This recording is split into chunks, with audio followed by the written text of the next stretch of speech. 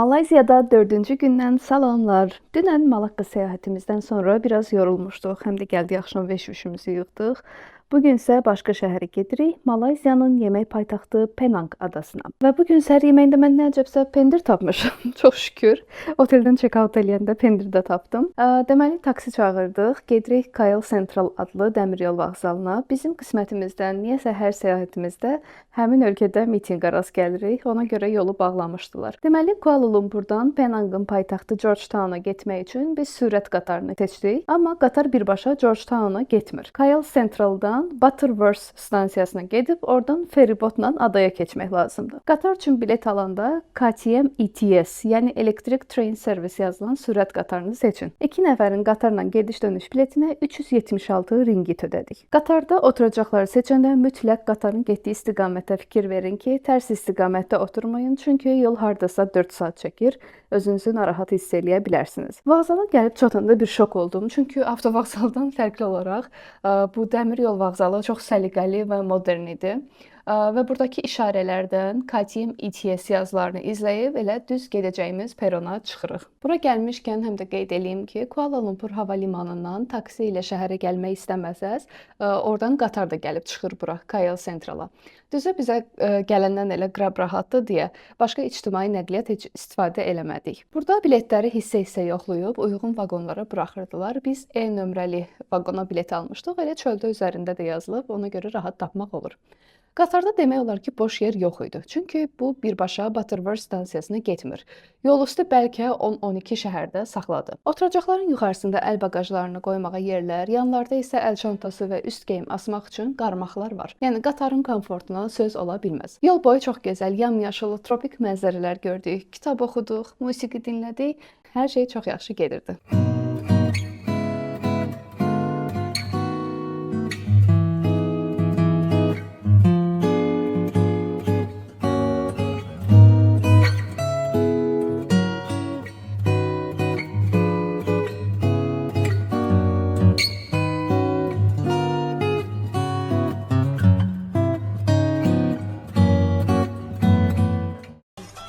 Ay ağzımızın tadı bozulmasın. Bozulmasın anam.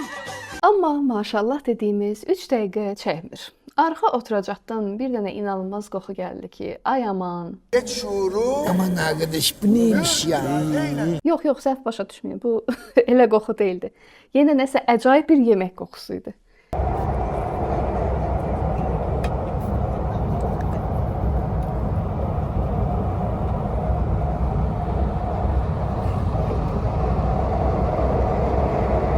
Nəysə, dedik ki, biraz oturduğumuz yerdən uzaqlaşaq, bu qoxudan uzaqlaşaq, gedək qatarın içində yerləşən kantinə. Amma çox da yemək çeşidi yox idi, heç isti kofe də yox idi. Və bura gələndə gördüm ki, elə bayaqki pis deyəsən burada alınan yeməklərdən birindən gəlirmiş. Biz də pendirli sendviç aldıq və bankada soyuq kofe, ikisinə birlikdə 9 ringgit vermiş. Əslində qatar üçün qiymətləri yaxşıdır.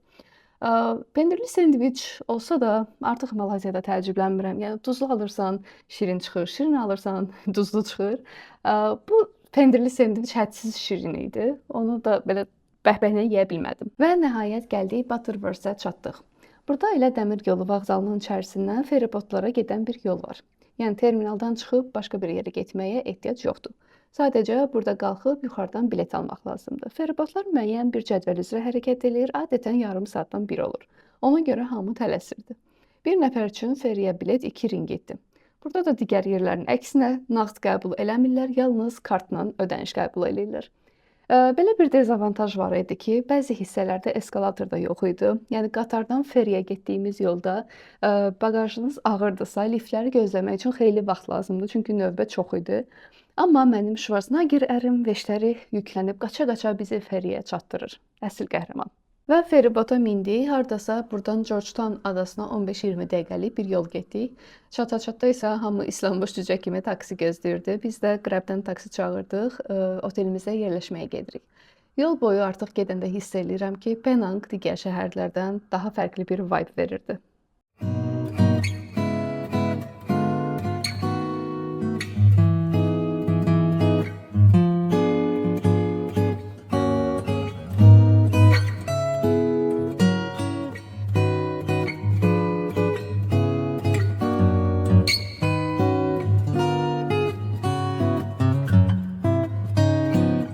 Və gəldik otelimizə çatdıq. Siz heç resepsiona, həyətdə, açıq havada olan bir otelə gəlmişdiniz?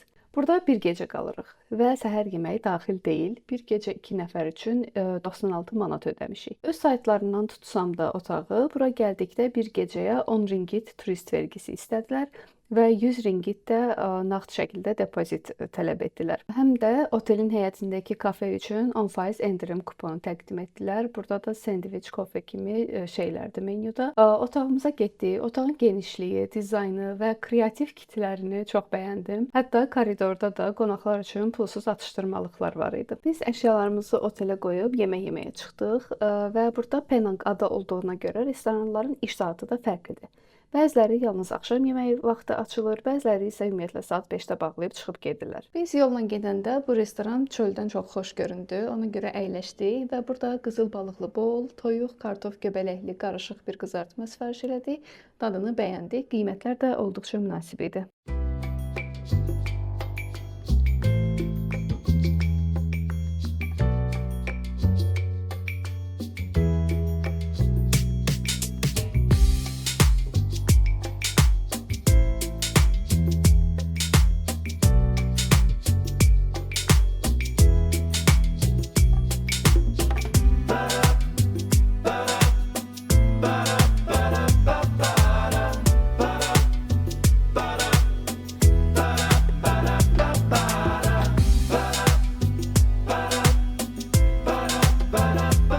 Bugün həm gec olduğuna görə, həm də yorulmuşuq deyə əsas gəzinti planımız sabahdır. Burada Armenian House-u görüb bir təəccüblənirəm ki, ablam siz Malayziyaya hardan gəlib çıxmısınız? Hələ bir burada Armenian House açmısınız?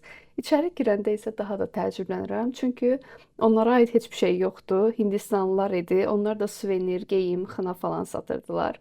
Bura həm də Armenian Street gedir, küçəsi gedir. Vallahi bilmirəm nə əlaqə, amma var. Ara yerdə də Mirağa burada özünə qarpız suyu alır, çox xoşbəxt olur. Gördüyünüz kimi gözləri sevincdən belə ışıl-ışıl parıldayır. Allahu Ekber,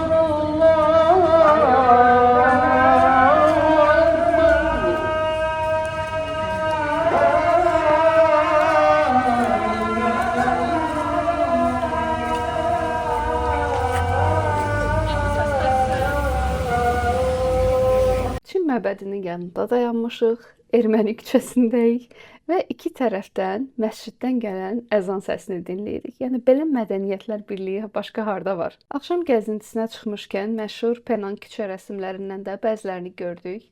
Ümumiyyətlə bu rəngarəng evlər, musiqili küçələr, yəni Malayziyadan sanki fərqli bir dünyadayıq. Burada çox ayrı bir ab-hava var. Və burada gəzərkən görürük ki, Penangda dəhşət çox Avropalı var. Yəni Kuala Lumpurda, Melakada bu qədər Avropalı görmədik biz. Həm də Avropa stili restoranlar var.